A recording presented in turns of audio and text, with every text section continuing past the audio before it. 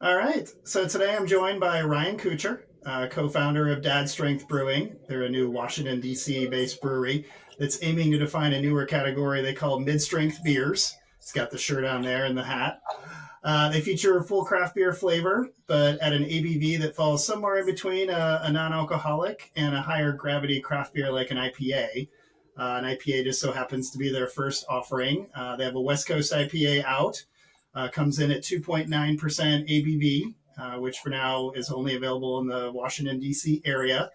We're going to get into all those details here in a minute. But first, Ryan, thanks for joining us, man. My pleasure. Thank you for having me.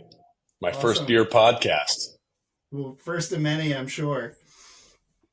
It's exciting. So, Exciting to think about that. yeah, absolutely. So real quick, so for our listeners, I just want to make a couple quick points before we jump into the question. So this is a podcast that's normally about non-alcoholic beer, and really there were two reasons we wanted to have this conversation today with Ryan. One, I think from just from a moderation standpoint, I think what Ryan and his business partner are doing kind of fits into the overall moderation movement that NA is a huge part of, but um, you know, I think in the vein of people managing their alcohol consumption a little bit differently, which is a positive thing. So I think from a human level, there's an angle there that we were interested in here. And then I think from a business perspective, we know that north of 80%, I think some numbers we've seen have been 82%. It seems like it's a number that's even rising of non-alcoholic drinkers also drink alcohol. And certainly, there are some who are completely sober, and we totally respect that. But we know there's a lot of people who are getting into the NA category that also drink regular beer. So I would think that is probably one of many signs that point to this being a great opportunity. And so we've been excited to talk with Ryan. And yeah, so first question to you. Would love to go into your founder story with your co-founder there, or Mhm. about you and your co-founder. I love the fact that you guys have both apparently found out that the other was mixing an NA with a full strength craft NA beer, which is pretty cool. So love to hear about that and just how Dad Strength came to be.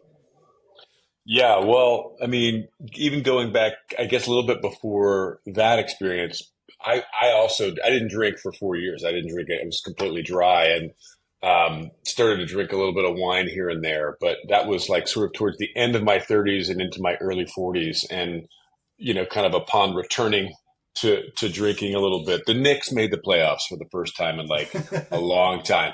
And I thought, wouldn't it be really nice to be able to watch this entire game?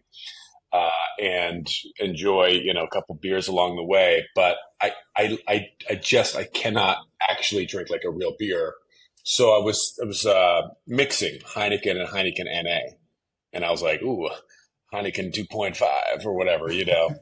And it kind of worked, but I was getting made fun of. And I texted my friend, who is now my co-founder. I've known him for over 20 years.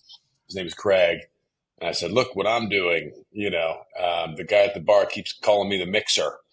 And he was like, this is the weirdest thing in the world. And he texted back. He was mixing Athletic Run Wild with Sierra Nevada. So he was kind of doing a craft beer MIDI, and I was doing a, mass import MIDI. But we were both trying to solve the same problem, which is, we can't drink like we used to, but we still do. So how do you address that? And we've had a lot of bad ideas that we bounced around throughout the years. We're both entrepreneurs, and we couldn't kind of shake this one. And we were like, why doesn't this exist?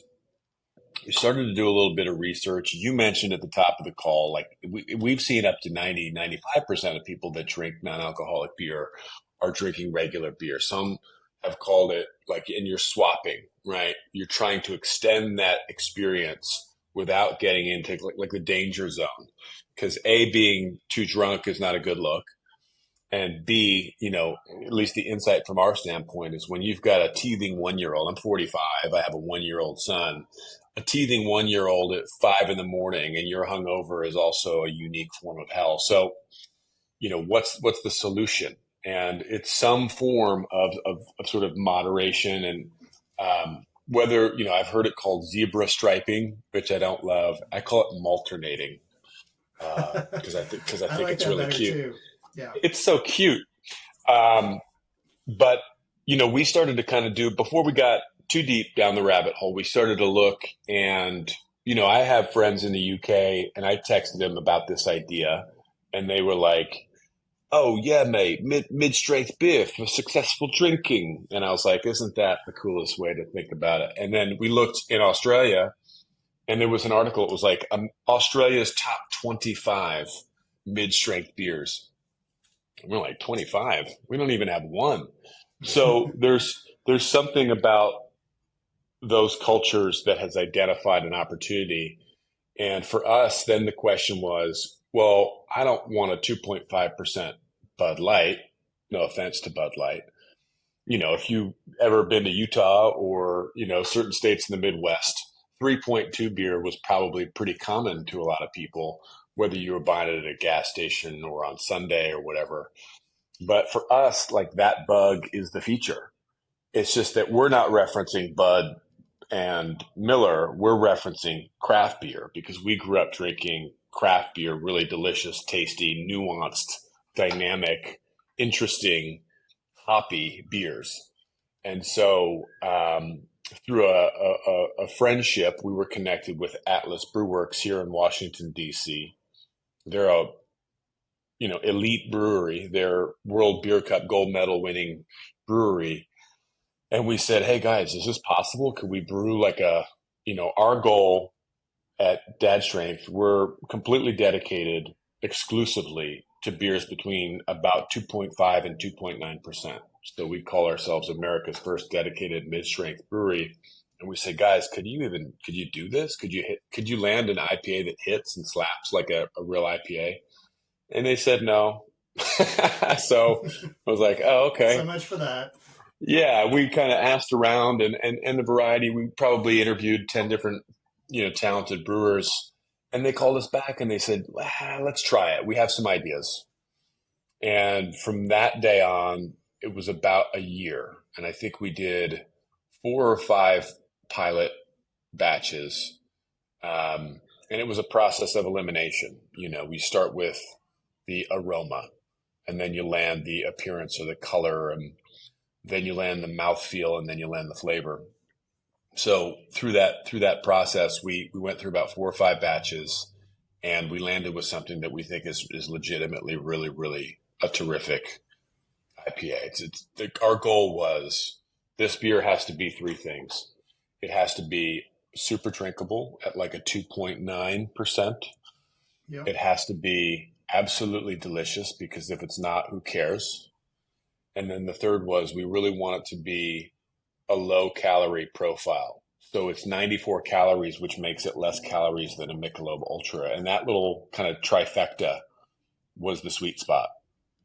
And it took us a while to get there. But I think people that have tried the beer, I think hopefully would agree. It's pretty good. It's our favorite beer. So yeah, I would hope so. That's the whole story. Yeah. Yeah. So it's weird. I don't know. I mean, the middle kind of it could have bad connotations, like the middle child, the middle seat on an airplane. Yeah. The political middle, nobody wants to talk to them. But, it makes so much sense in beer that why has no one tried to do this at least in this country yet? Yeah, and nearly impossible to keep up with Gen A and Gen Z slang, but apparently mid is a bad thing. It's like, you're so mid. I'm obviously too old to even know what the hell that means, but for us, it was, yeah. So we don't, but like, we really don't call it mid strength because, even my brother who's got strong opinions was like, it's not really mid strength, because if you think about beers that go 10, 11, 12, mid would put you at 5 or 6. So it's lower, but like, it's really more about occasion, right? Like when we're doing tastings or sharing this with people, they'll kind of stop you and go like, oh, you know what this is? This is lawn mowing beer, or like, this is beach beer, and you're like, great, exactly. This, for me, it was make it to the fourth quarter beer. So it's these different occasions for people where that light bulb goes on. But it is sort of a new thing, because we would walk down the grocery store aisle and you go like, here's your Voodoo Ranger at 10,000% alcohol. And then it goes down 12, 11, 10, 9, 8, 7, 6, 5. And then there's nothing. Yeah. And then there's 0. And you're like, there seems like there's this whole, just like this space here. It Yeah. seems like there should be something. Um, and now there is. So we'll see. Yeah.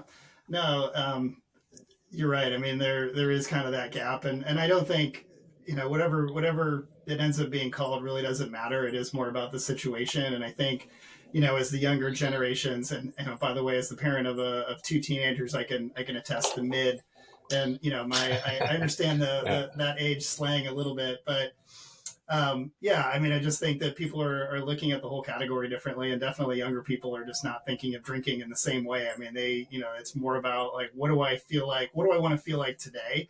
And what can I buy to meet that need right now? And I don't think they're really focused on like, is it mid strength? Is it low? Is it whatever? It's just it's what they're looking for at that particular time. So it'll be And even, interesting. is it beer? Like, is it Yeah, beer? I mean, of course, our approach is beer. We brewed it by beer brewers, but you're really just looking for some beverage that that that fits the mood, that fits the occasion or the experience that you're looking for too. And um, I was also inspired by hop water, which I is absolutely delicious, and it's like that's zero alcohol, of course, but it's just this kind of almost, if you've had it, have you ever had yeah, hop water before?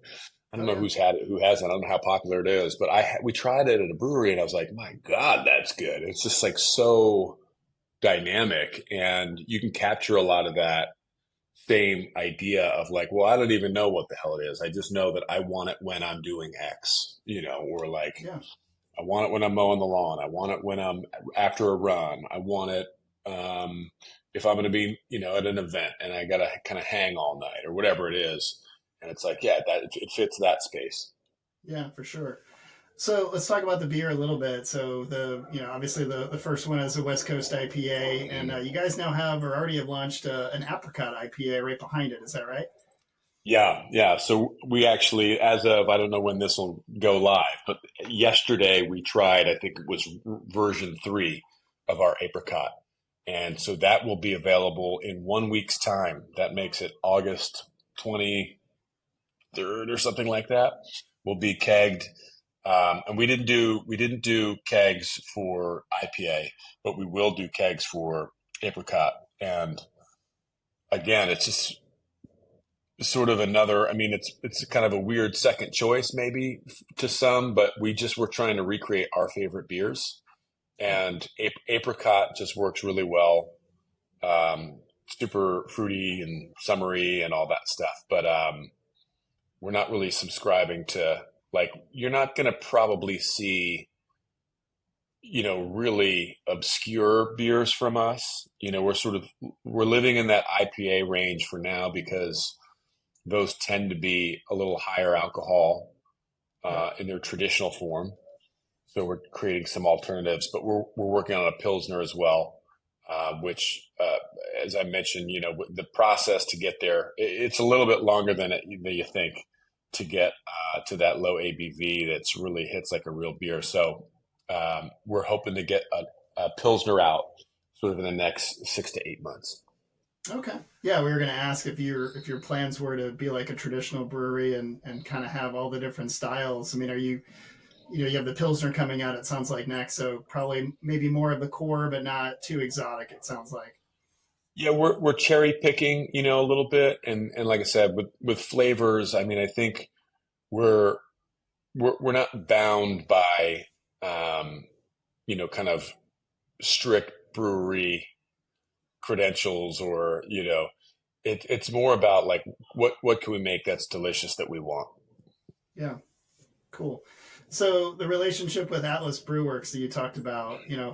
and you were introduced to those guys. How does that relationship work? So how hands on are you and Craig in terms of the beer itself and the recipes, and how does all that stuff go down? We're hands on to them in probably just the absolute most annoying way that we could be. V over there, Daniel, who is Villaruby, who is their head brewer, is really terrific. And we basically kind of, I mean, my background is not in beer making. Craig's background is in the restaurant space. Mine is in marketing and advertising. So we basically had this thought, we kind of gave the brief to Daniel, and then we try the beer and we sort of say like, what do you think? How do we feel? Is it where we want it to be? How could we get it to taste like this? We take the feedback. It's very collaborative, but he's the beer specialist. So I'm joking, but I think the relationship's really good, and we trust those guys implicitly. They're, as I said, they're world-class brewers. So we're sort of laying down the challenge and seeing what they come up with as the solution. And Yeah. so far, so good. Yeah. So I know the brand is very dad focused, and Mhm. it makes total sense that it would be marketed at people like us. And I say us because I'm in that I'm in that demographic too. But Yeah, I'm sure this will if it I'm sure it's already. And by the way, please talk about distribution that you guys have there already in the DC area. But I'm sure yeah. there's other people who are buying this, and I'm just curious what kind of feedback you guys have had on that so far. Well, I mean, I think to some extent you were touching on marketing philosophy, in 2024, and our intention was very much to find an audience. Well, it wasn't even that. I mean, we were the audience, and we developed a solution for a problem that we had that was very real. And the thinking was like, this problem exists for us. It probably exists for others. You may know this, but something almost 80% of craft beer drinkers are men. They're aged between roughly 30-ish and 60-ish.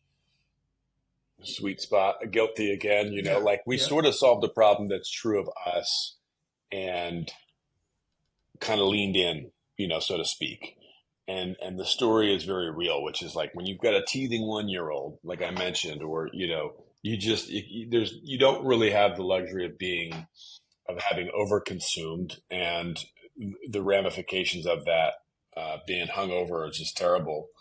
And with the calorie profile, we like to say dad strength does not cause dad bod. But now when we do tastings, there's always someone that's like, "Oh, how come it's not mom strength?" And it's like they're like, "You should make white wine; it's twice as strong." And it's pretty funny. But like, I mean, the the name, of course, is a choice, but it's for anyone that can find the appeal of this kind of classic West Coast style IPA, that's super drinkable. But I mean, we certainly intentionally solved a problem for a specific audience, which I think is just good hygiene for marketing. Yeah, for sure. So you mentioned, in the craft beer aisle at the store, the ranks get pretty thin after about 5%, down Yeah, to the NA side. Where are the retailers putting you so far? And, how are they trying to position it in the stores? we're in local craft. Okay. If it were up to us, we would say, hey, position us here. I think one of the challenges that we inherit as the first mover is that we have to help define this new category. Um, there's, like I said, people aren't quite even sure what necessarily to do with it. So they'll put us in local craft. So they'll put us in DC. That means we're with DC Brow, we're with Atlas, we're with those guys. Um, our intention is hopefully to take this and develop this category and become a national brand, which would slot us next to the Athletic, just because it should be like low, no, and then high over there, Yeah. so that it's kind of a spectrum. But that's where we are in most retailers for now. Okay. And I Yeah. know you were telling me earlier that you guys have been working on this idea for a couple of years. You've been in market now for only a couple of months. Um, has anybody reached out to you? I'm just curious. I would imagine that you might be hearing from some breweries who are like, hey, I love what you guys are doing. Can we do a collab together? I mean, is that something that's on your radar at all at this point? We haven't been approached by any breweries doing a collab. Again, I mentioned my brother. He was like, "You guys need to do a collab with this brewery." I think at present we're just kind of focused on like, do we get it right and Yeah. get it into market and get that feedback. I will say the feedback has been pretty terrific, and I think you can't really know that until you're in market, you're doing tastings, and you're finding your audience. So we're open to it for sure. I think we're sort of just getting our feet under us enough to say like, oh, there's like you kind of head down and then you're like, oh, there's actually all these possibilities that we could explore. But job number one was product market fit, develop an amazing, delicious product, get it to market, get the feedback, see if there's a click there. And then from there, okay, now what does our core consumer look like? Where are they? How do we get it to them? And how do we continue this kind of flywheel of feedback and delivery and all that stuff? But I mean, with the story of Dad Strength, certainly like collaborations with Kraken, the pickleball folks here in town, DC Pickleball. Yeah. You can kind of Zolo, like all of these different activity partners, right? That we can start to explore. We have a shirt. I'm not wearing it obviously, but it says Après Pickle, and it's like après ski, but for pickleball. Pickleball has adopted us pretty quickly. So yeah, there's a lot of stuff that we sort of see on the horizon that we'd love to do. Cool. Well, the opportunities are certainly endless. And last question I have for you. I know you guys have the launch party for the Apricot IPA, I believe on the 24th. And so after that, what's next up for you guys? I know you're a new business, and like you said, you're just trying to get your sea legs under you at this point. But what are your goals through the end of this year and going into 2025? Well, certainly we have our numbers. We have our, that's like sales goals that we want to hit. We're, dedicated to helping our partners that took a chance with us to make sure that we're doing everything we can to help kind of keep it moving on shelf and get into as many hands as we can here in DC. We have our innovation pipeline, and there's some other exciting stuff. I talked about Pilsner. We want to do a grapefruit IPA.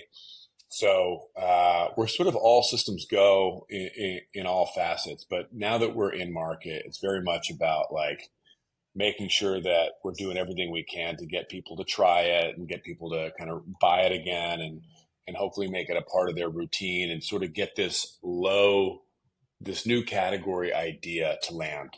So that's kind of the goal. And thanks to the people of the non-alcoholic world for sort of bracketing the experience and proving that there is this spectrum and that there's, really something for everyone. Yeah, absolutely. Well, awesome, Ryan. Really appreciate you taking the time. We're excited about what you guys are doing there, and can't wait to see. Have you tried it? Did we get it to you? I have not, so I'm all ears. So if you, my God, we've got to get you some. Yeah. So we'll make it happen. Let's connect. Obviously after the podcast, but we just launched D2C today. So there's another answer. If you are in the district, you can order direct to consumer directly at dadstrengthbrewing.com.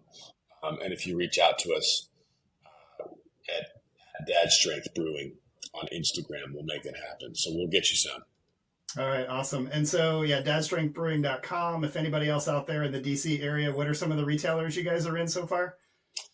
Yeah, we're at Rodman's. We're at Calvert Woodley. We're at 45 now. So if you're on premise, you go to Metro Bar, you go to Hylon. Let's see, where else? We're pretty much in every neighborhood somewhere fun. Odd Provisions. Let's see where else. I mean, there's a handful there. But you can also find everywhere right on dadstrengthbrewing.com. We have a place that'll help you find your closest retailer. All right, sounds good. Well, we look forward to seeing where you guys go, and it's dadstrengthbrewing.com. Thanks for chatting with us, Ryan. Thank you for having me. It's my pleasure.